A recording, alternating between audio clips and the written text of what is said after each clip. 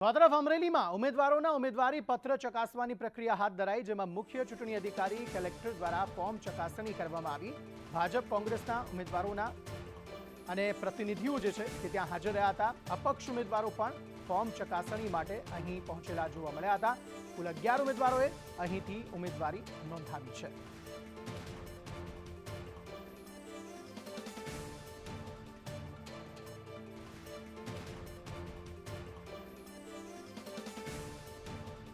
सूर्यकांत चौहान आ अंगे વધુ માહિતી આપી રહ્યા છે। सूर्यकांत, જણાવશો શું વધુ વિગતો?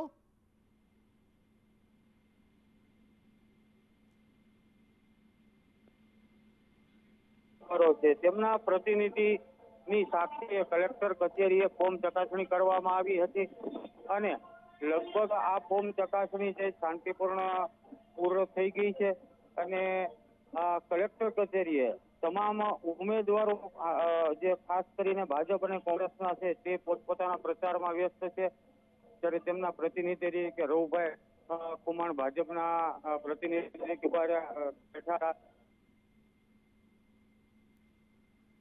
જી આભાર સમગ્ર માહિતી આપવા માટે।